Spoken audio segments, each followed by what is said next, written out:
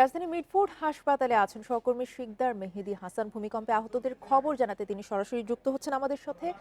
শিকদার মেহেদী, ঢাকার হাসপাতালে অনেকেই চিকিৎসাধীন রয়েছেন। এই যে এত মানুষ আহত হয়েছেন, এই আহত হওয়ার মূল কারণ হিসেবে চিকিৎসকরা কি বলছেন?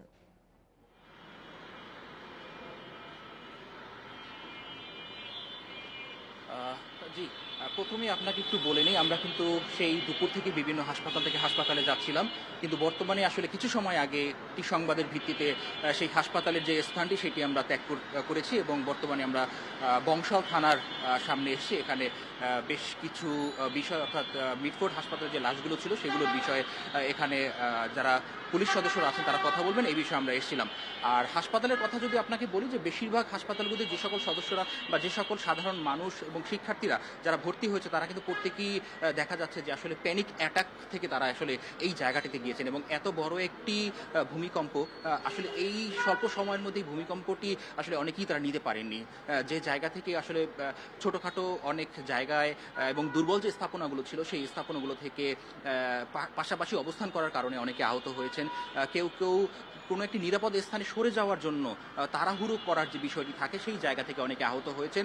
এবং আবার অনেকেই আসলে এই এত বড় ভূমিকম্পের যে কম্পন, সেই কম্পনটি নিতে পারেননি। সেই জায়গা থেকে আসলে অনেকে দেখা গিয়েছে যে ভবন থেকে ঝাঁপ দেওয়ার যে প্রবণতা, এটিও কিন্তু এখানে উঠে এসছে। সেই জায়গা থেকেও কিন্তু তাদেরকে আসলে বলা হয়েছে।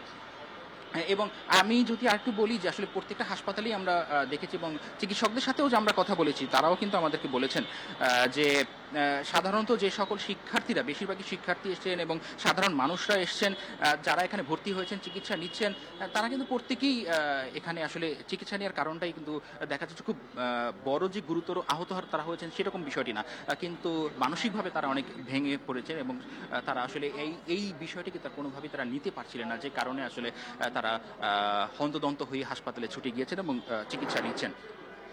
এবং এখন যদি আপনাকে আরেকটু আমি বলতে চাই একটি বিষয়, যে এই ভূমিকম্পের কারণে আপনি জানেন যে রাজধানীর পুরন ঢাকায় যে তিনজন নিহতের ঘটনা আছে, সেই নিহতের ঘটনার জায়গা থেকে কিন্তু বংশাল থানায় তাদের যে স্বজনরা এসছে তারা কিন্তু এখানে ভিড় করছেন, কারণ পুলিশের তরফ থেকে বলা হচ্ছে যে এটি ময়নাতদন্ত সাপেক্ষেই এই লাশ হস্তান্তর করা হবে, কিন্তু এখানে যারা স্বজনরা আছেন তারা কিন্তু আসলে এই ময়নাতদন্তের ব্যাপারে তাদের আপত্তি আছে এবং ঘোর আপত্তি তারা জানিয়েছেন।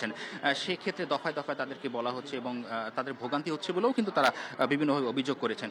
সেই জায়গা থেকে তারা এখন পর্যন্ত থানার মধ্যেই অবস্থান করছেন এবং তারা অপেক্ষা করছেন যে আসলে পুলিশের ঊর্ধ্বতন কর্তৃপক্ষ যদি আসে, তারা এসে তাদের সাথে বসে এই বিষয়ে একটি সুরাহা হবে বলে আসলে তাদের প্রত্যাশা। তো এখন পর্যন্ত যে কয়জন আছেন তাদের প্রত্যেকের স্বজনরাই কিন্তু থানায় এখন অবস্থান করছেন, কেউ কেউ হাসপাতালেও অবস্থান করছেন। তো এই ছিল আমার কাছে আসলে এখানকার সর্বশেষ। বাকি তথ্য হয়তো আমরা পরবর্তীতে দর্শকদের জানাতে পারবো। শিকদার মেহেদী হাসান জানাচ্ছিলেন ভূমিকম্পে আহতদের বিষয়ে।